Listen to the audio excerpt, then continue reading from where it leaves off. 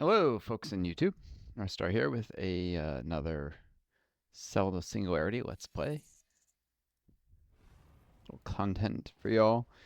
I usually log into this clicker exploration, edutainment, whatever you want to call it. It's a little of all of those game once a day before I get to real stuff.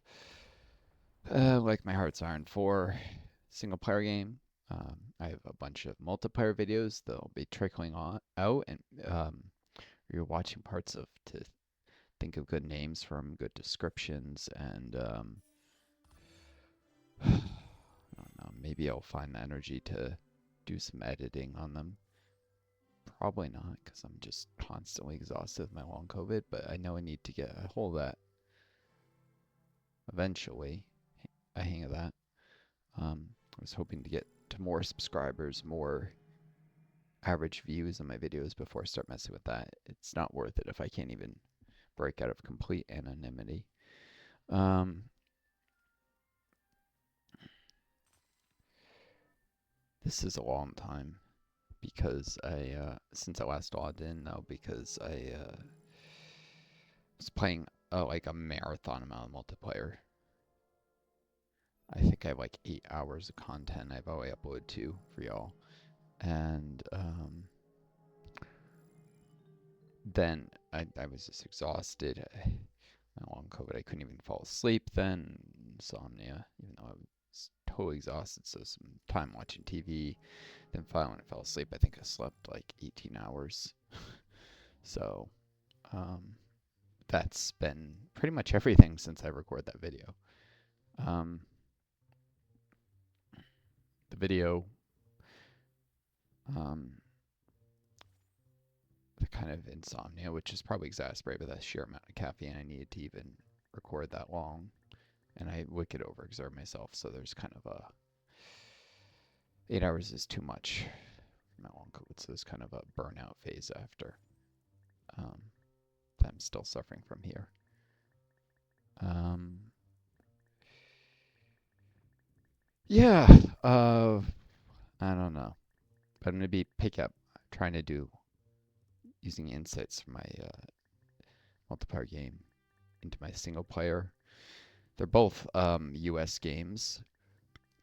Building off of originally I did a U.S. Mexico multiplayer a while back. Kind of got discontinued. It's here on YouTube. It's labeled in a different playlist and everything than the one that I've been working on uploading new stuff. Um,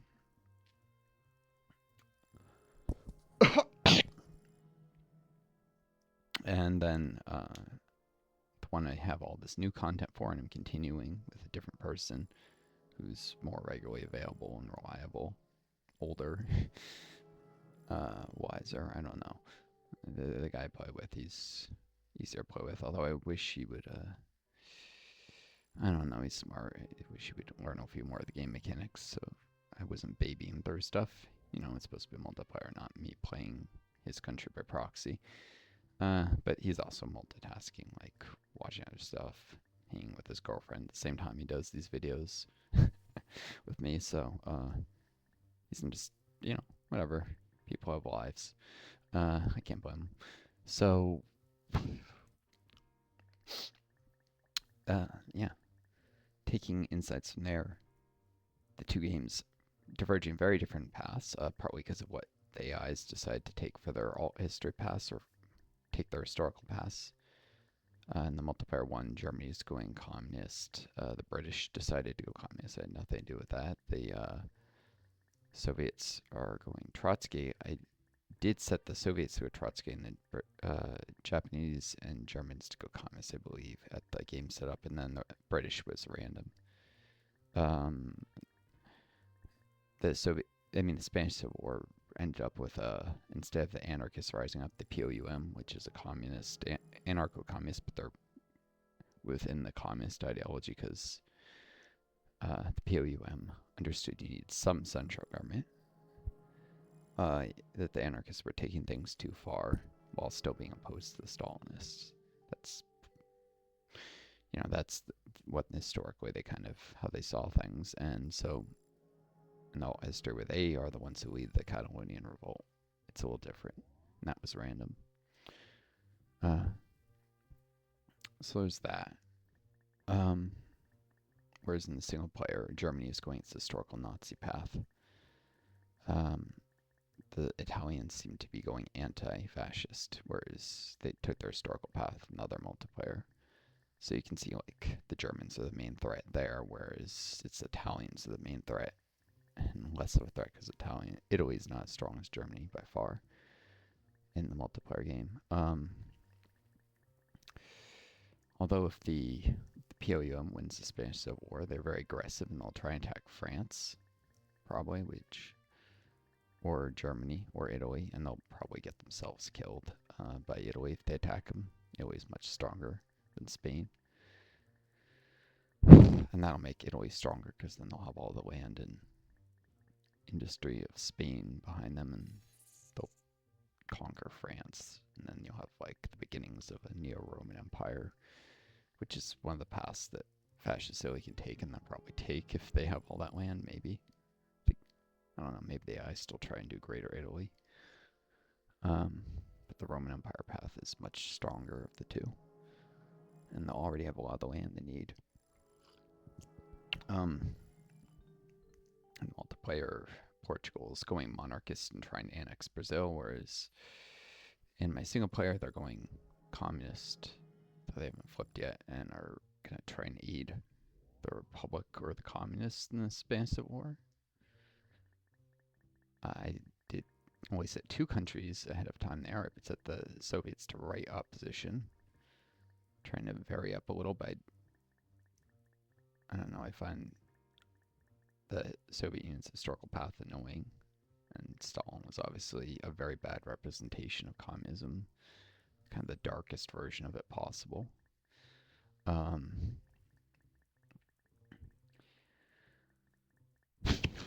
lot of the aggressiveness and willingness to expand of the Trotskyites, but without the idealistic, we need to save the world from capitalism, and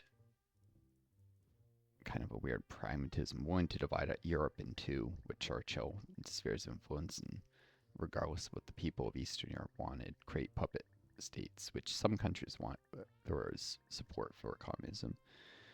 Like Bulgaria, there was actually a strong communist underground there. And then some countries, like Poland, there was not really any support for communism, and so it was entirely unwilling. The population would have preferred capitalist government. It's not to say it's in their best interest, because the upper class screws them over, but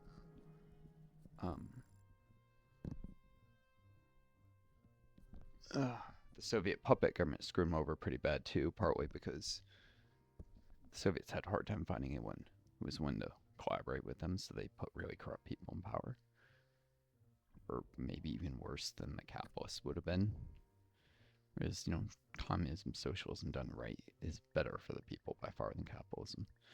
But the Polish puppet government was not socialism done right, and it's, I think, the only country in Eastern Europe that's done better since the Soviet Union fell in our world than under socialism. Most of the countries have worse healthcare, worse education, worse housing, greater inequality, higher poverty rates, those kind of things. The collapse of the Soviet Union was harsh in these countries, and they have not recovered. And neoliberal shop therapy, capitalism doing what it always wanted to do, these countries screwing over ordinary people by privatizing everything. It really hurt people in most of Eastern Europe, but Poland is the exception. They're actually doing better than under the Soviets. And they're the only country in Eastern Europe, but that's actually really true. You'll hear propaganda claiming it's true of other countries, but the statistics don't support it for any country but Poland.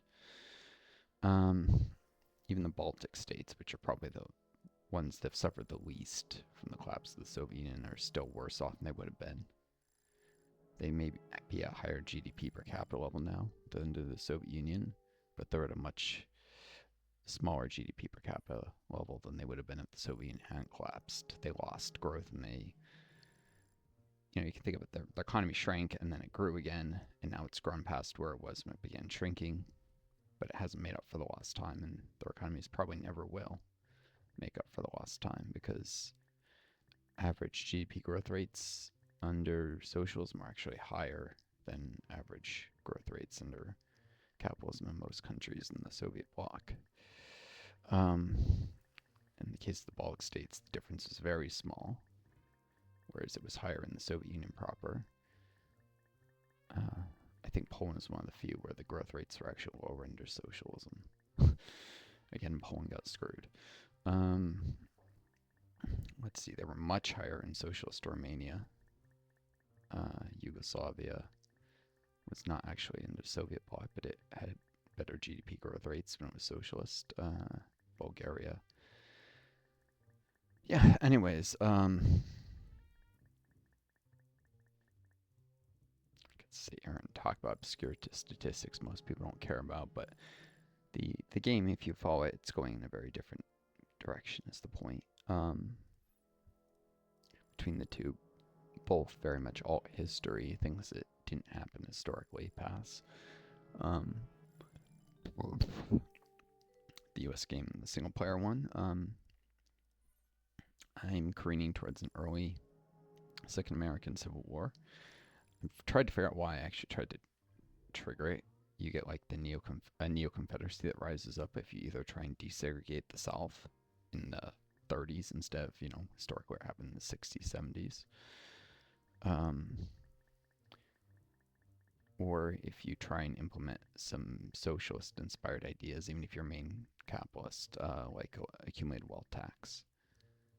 If you do that, if you go Union Representation Act, accumulated wealth tax, that path, it's actually the Union Representation Act that upsets the Neo-Confederates, but they rise up. You get the South rising up again if you do either.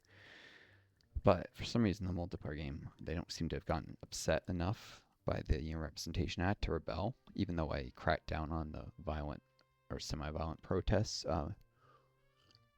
What it is you get an angry right-wing mob that assembles outside the Capitol building, and you can placate them, and they'll go away that time. But the next time you upset them, they'll storm the Capitol building. It's like a January 6th in the 1930s. Or you can crack down. Normally that causes them to storm the Capitol building right then and there, and that leads to a civil war. Is the alt history of the game. I chose to crack down on them, and they didn't storm the Capitol building. The only thing I can figure is I'd already ended the Great Depression early by focusing on FDR's economic reforms. Game done before I even did Union Representation Act, and maybe people were happy enough about that the far right was willing to deal with a crackdown on their angry mob assembling and demanding that members of Congress leave the building so they can lynch them. That's literally what they do in the event, and then you choose whether to send in the National Guard and break them up or ignore them. If you ignore them and they're pissed off enough, they'll still storm the Capitol building. I know one of the triggers is communism support over 30%. It's like the level of support. I'm not sure if it's supposed to represent population or the government. So if enough things have happened, whether that's world events, other countries influencing you towards communism, or most often hiring an advisor who boosts communism support.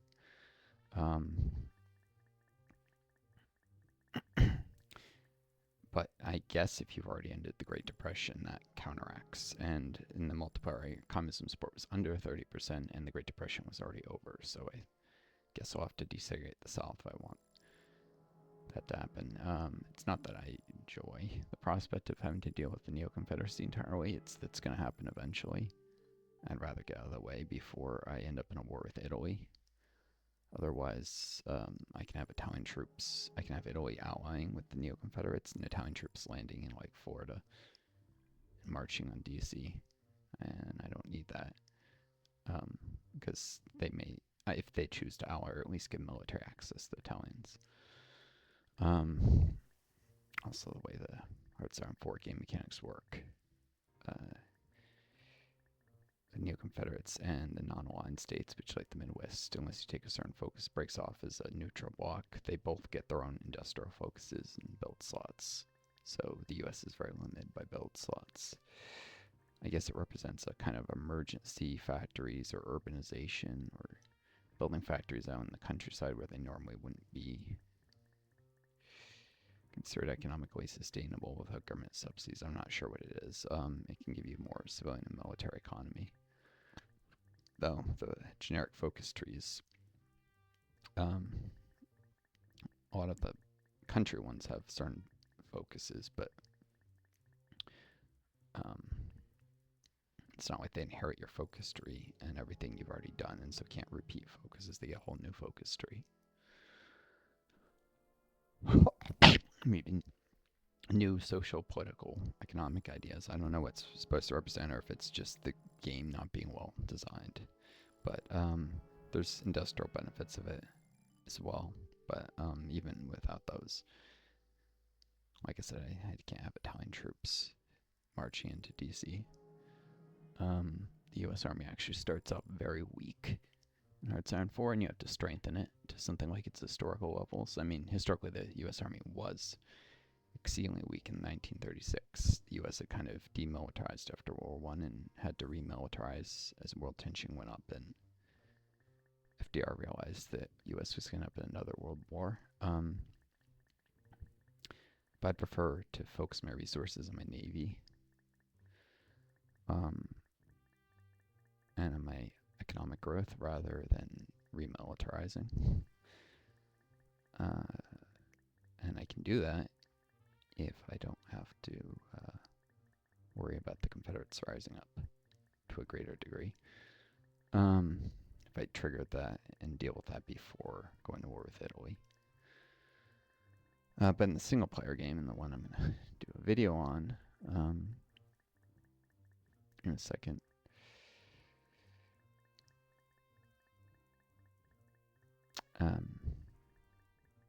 it's the Germans, Nazis are there, and they're perfectly capable of rolling over nearly all of Europe. So I'm actually triggering the Second American Civil War early because they haven't finished getting rid of the Great Depression. I'm pretty sure when I crack down on, I'll get a capital protest event. If I appease them, I can avoid the Civil War until I upset them by desegregating the South, at which point Civil War is inevitable. But I'm just going to crack down on them and try and get the Civil War to happen early, like 1937. While the Great Depression spirits hasn't even fully been cleared, I think that will happen. Because it's a single player game, so I can't count on like help from Mexico and dealing with the Neo Confederacy, which in the multiplayer game I also was hoping the guy I have playing with me who's playing Mexico can march into Texas, which joins the Neo Confederacy, and get some war score, and then I'll let him puppet Florida after. It's full of rednecks who needs it. Really though, the actual reason for it is it gets its own generic focus tree, and so Florida is very limited in the amount you can industrialize it normally in a game. But if they're just this one state, microstate U.S. puppet, as puppet of the U.S. tag, well, the U.S. still exists. They have a generic focus tree, and they can get like 10 extra build slots. And if their puppet is a communist country, they get indoctrination, which is a communist national spirit from a focus by the same name. And that gives like 400 manpower a week into their military. That represents people volunteering into the military instead of needing to be drafted, which can allow them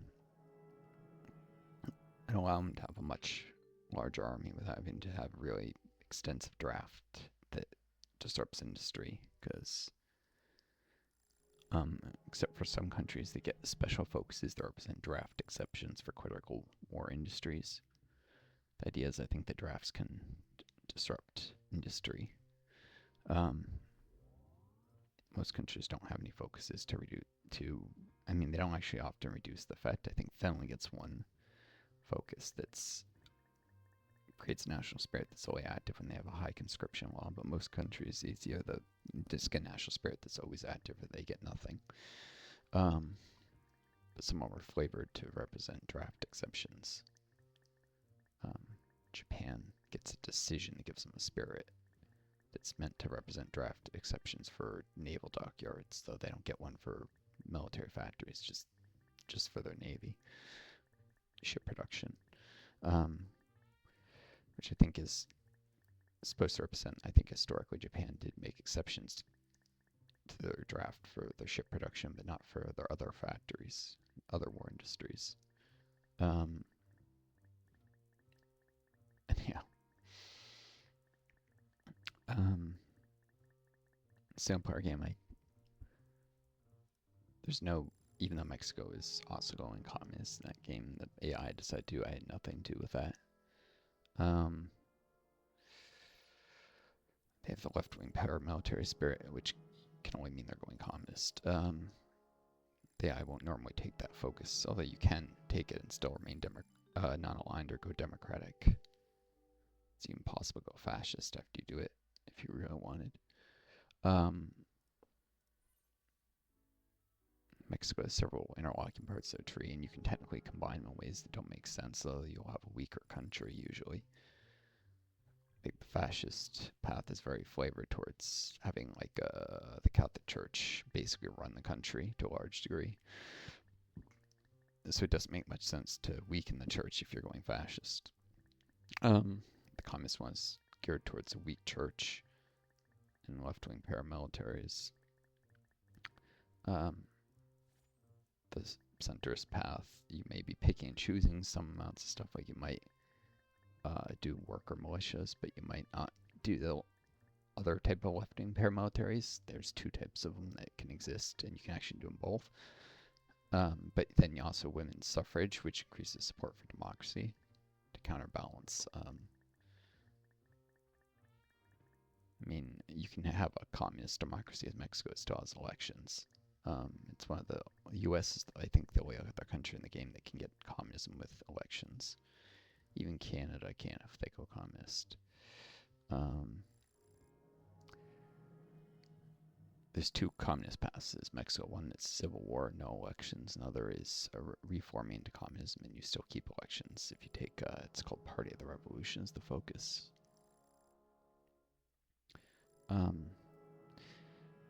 But yeah, it's I think supposed to represent that in Mexico historically women were more socially politically conservative than men, or at least there were concerns they would be. You saw the same concerns in France, which is part of why the French left wing was reluctant to give women the vote. And in the game, their historical left wing Democrat path doesn't give women the vote, but the communist path does, because communists are bigger on women's rights, and it actually increases communist support.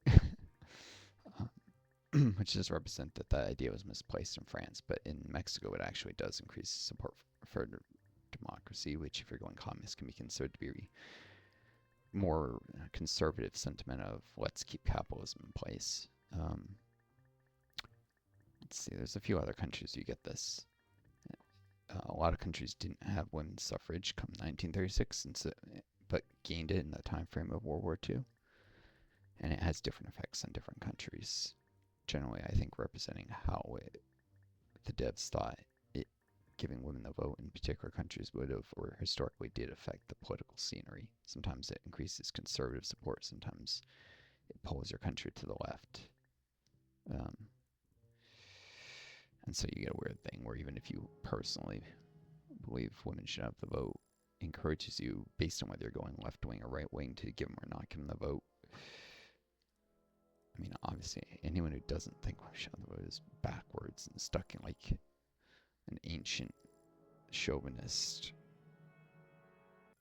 sexist perspective. But I'm saying, regardless of whether you personally think that country absolutely should have prioritized doing it above all else in that time period, the game encourages you, maybe on certain political paths, to delay it, whereas on others to do it right away, based on whether it helps or hurts your goals.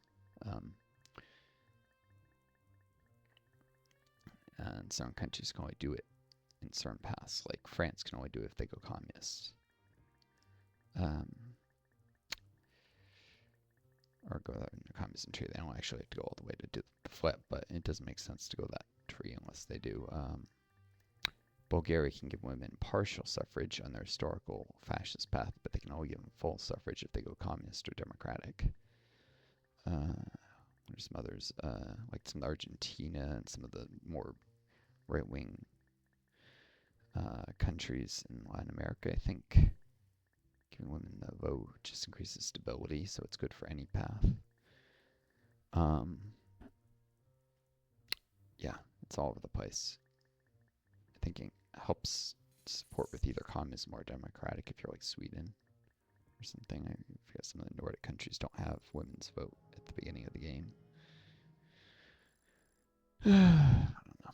Meanwhile, the Soviet Union had given women the vote and full political participation as early as like 1920 something. And the reforms they historically made in the 30s were to give women more equal, like greater access to state-funded childcare, so they can more fully participate in society, being that just being able to vote. Which, if some of you have no idea what I'm talking about, women and men, like people, could vote in the Soviet Union. There were elections. It's just a question of how important those elections were. Specifically,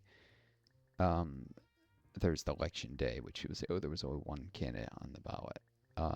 That's misrepresentative because there was something that was analogous to a primary before that, and that's where you picked your candidate in like the kind of primary. It would usually be structured as a town hall kind of meeting, and you pick a local candidate there. And people only unfortunately elected their local candidates, and then the local candidates would elect more regional candidates, would elect national candidates. So it was kind of similar to some parliamentarian systems where you don't directly elect the prime minister, you elect members of the legislature who elect the prime minister, except you didn't even elect the highest legislative body, you only elected the lower legislative body in the Soviet Union. But basically at the primary, you would elect a candidate, and then on the election day, it was just a yes, no. You voted for that person or you voted against them.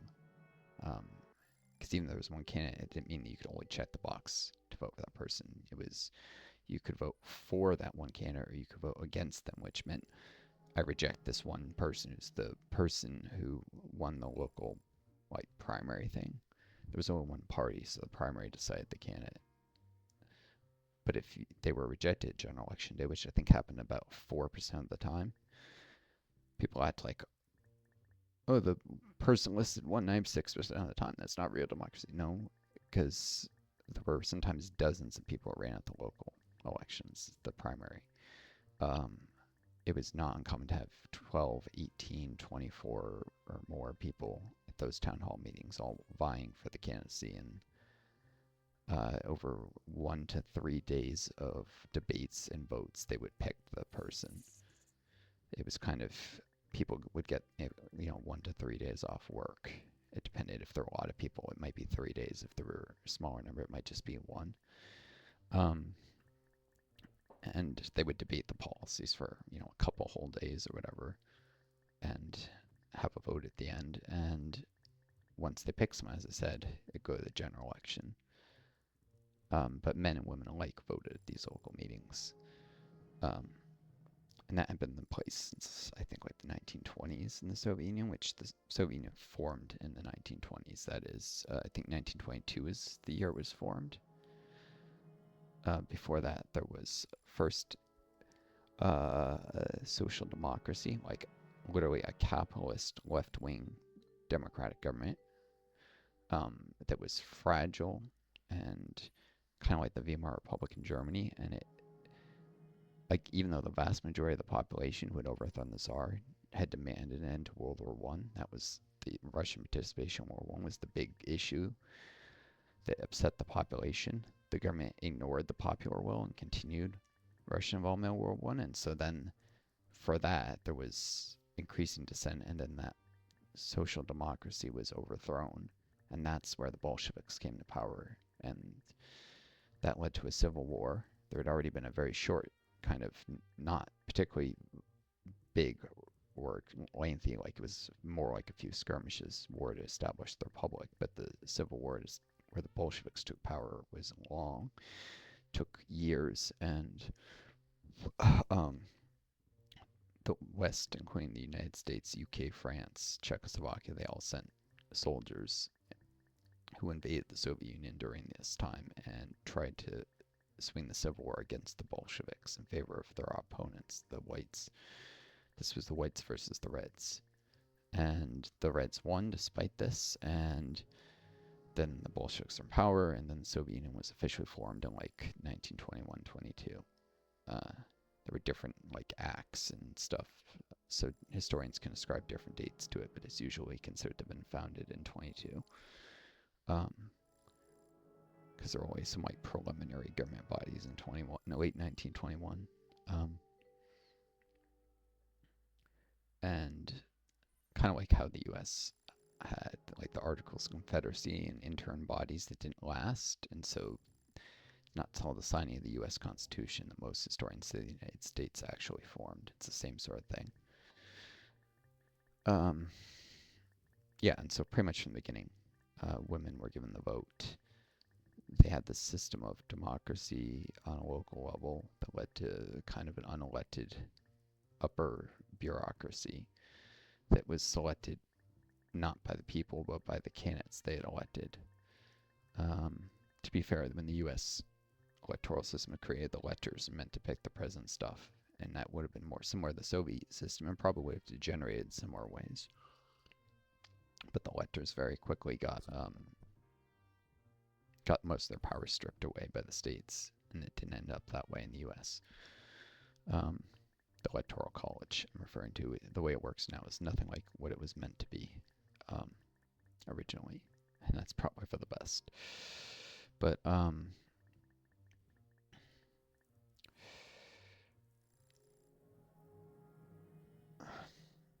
so women had the vote, but they weren't fully equal in society. There were still all sorts of ways that women were treated as inferior to men in society, kind of like just giving women the vote didn't make them instantly equal in the United States.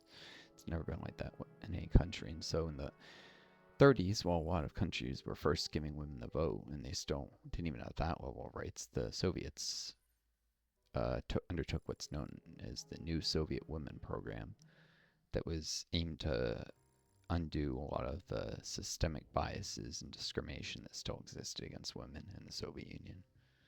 The Soviets are big on kind of socially engineering away problems like this, trying to fix things. Some people may hate that, but an issue as important as women's rights, I think it's fully justified. And so they did things like federally, or whatever you want to call it. It's not really federal, but the nationally subsidized childcare, rights with regards to education, employment, things like that, that actually did close the wage gaps and everything. Like women made the same money as men for the same work after these reforms, which the U.S. still hasn't achieved even today. It got so equal that Western countries demonized the Soviet Union and said women were being forced to have careers instead of children. That was, of course, backwards reactionary rhetoric, but with how conservative a lot of the West was, this actually had got some popular support against communism in the West, based on demonizing that women were actually equal in the Soviet Union as early as 1930, whatever. This program was like the late 30s and the early 40s, so it happened during World War II. And the war kind of put the gas on full women's equality because women were brought into the Soviet army. You saw some female snipers. In fact, one of them came to the United States and got like a medal or something. And famously, like the first lady of the United States, I think it was, asked her something about her makeup, and she very coldly said something about she didn't care about makeup. She only cared about killing Nazis or something. This was a famous Soviet sniper who fought in the Red Army during World War II. But that would have been unimaginable in the West. Even today, women aren't allowed to serve in the U.S. Army as ground troops. They can't be even snipers. I say ground troops because you see female pilots more and more, but you don't see women in the infantry. And the Soviets had women in the infantry as early as like 1941. So way ahead of even today women's rights in the West.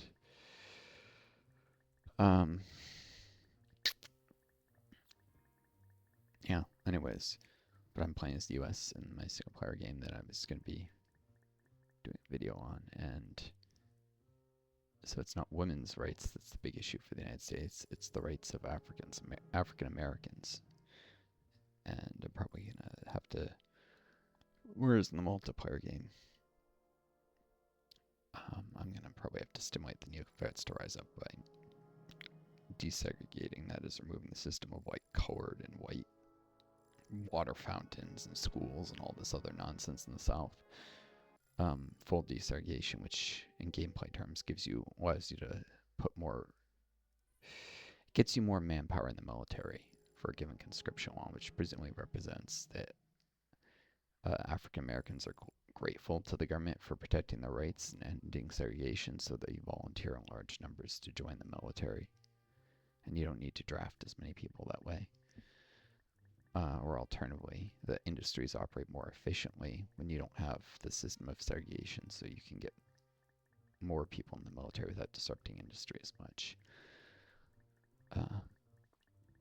Either way, but in the single player game, I'm pretty sure I can stimulate it for it to rise up just by doing the Union Representation Act, which in game terms represents guaranteeing a certain number of seats in Congress for trade unions, which gives you support in Congress automatically a certain amount when you take the focus, and you can abuse it to kind of reshuffle Congress and subvert democracy. It costs you stability. It's not a good idea to do, but it allows it. But the right-wingers do have some cause for complaint. They argue that it can be used to subvert democracy. It can, and the game allows you to do it. It also discourages you from doing it because you get a permanent stability penalty every time you do it. You lose base stability, which takes forever to regain.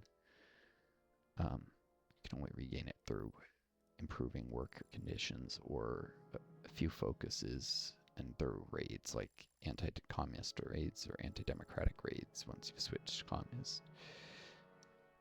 In realistic terms, you're probably not going to get back up to 100% base stability. I mean, you don't start at it actually, but you're not going to get up to it if you do that. If you mess with Congress, any time in the time span the game is supposed to represent, which is normally ends in 1948. But if you have a major war going on in 48, the game won't end until it's over, so it can easily, without cheating or anything, or continuing past the game end screen, which you can do. You don't have to end when it happens. You can easily have a game continue into the early 50s in Hearts Iron 4, and that's the latest the game ever really goes. It's like 52 in a realistic, not horribly broken game.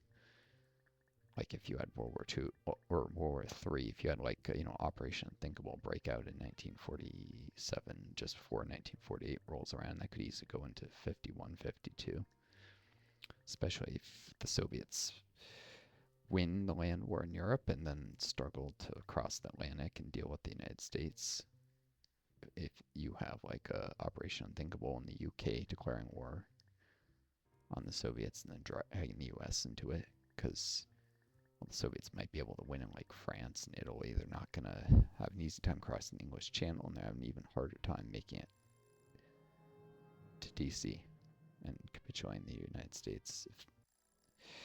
So the point is the game can realistically go to 1952 or so, but it doesn't go past that. And even in a game that goes 52, you won't rebuild stability all the way up to 100% base stability if you start reshuffling Congress. But you don't have to do that, and you shouldn't do it, is what I'm saying. But just when you take the focus, there's obviously an immediate reshuffle of Congress to see a certain amount of trade unionists, and they start off supporting you. So the first time you do it, you get support in Congress, and in future elections, you always get it kind of locks election events, so you get about like 55% of support in Congress each election. It doesn't affect the Senate, I don't believe, or it doesn't realistically affect it since you have to do some things to build support in the Senate. Um, I don't know if it's programmed in such a way that might affect the Senate if you had really low support. And you still need to do things to build support in the House of Representatives. I think, though, because the limited time span that game represents, it's probabilistic. It doesn't have to necessarily represent any kind of electoral fraud or subversion of democracy so much as the trade unions would be grateful to you, enough, a majority of them, for giving them representation. That may sound weird and anti-democratic, but there are systems that have been sort of like that in countries in Western Europe, and occasionally Germany in particular, gives trade unions, I don't think seats in the legislature, but they have seats in certain types of economic decisions. The trade unions get representation and get a say. It's fully compatible with capitalism, and you don't have to flip communist if you do that in the game. It doesn't in any way lock you into it. It just gives you access to some more drastic economic reforms like a accumulated wealth tax, which you can't do without that. And expanding Social Security to provide greater benefits for seniors when they retire. Let's see, it lets you expand Social Security, create an accumulated wealth tax, which presumably would be funding the Social Security expansion in part. Like Social Security is funded by a payroll tax only, but to have anything as extensive as the expand Social Security is supposed to represent the game, you need to probably just tax the rich directly. Payroll taxes are actually often regressive and affect the poor more than the rich. Proportional to income, they may affect the rich more in absolute terms, although barely. The Social Security payroll tax has a cap, so like you don't pay a cent of additional taxes on any income over, I think it's like $200,000 or something. Meaning that someone makes $200K and someone who makes $5 million a year pay the same in Social Security, which is already regressive. Or no, I think it's even lower. I think it's like $125,000. And so, in real terms, the very rich pay a smaller percentage of their income because they've hit the cap long ago. It's not as regressive as, say, sales taxes tend to be, but it's definitely affects the poor more than the rich proportionally.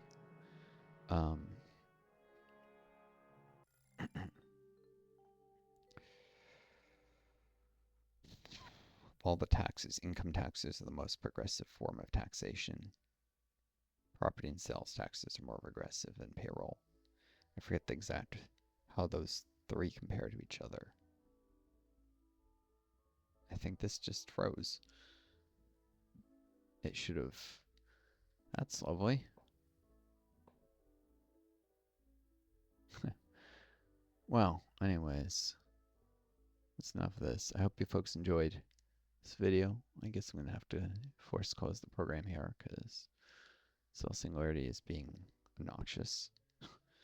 Maybe it's the government listening to what I'm saying or something. I highly doubt it. It's most likely just this fucking app being stupid and terribly made, this game. Take care of each other. Be kind to yourselves. May you always find a gang star to lead you home. Adieu. Till next time.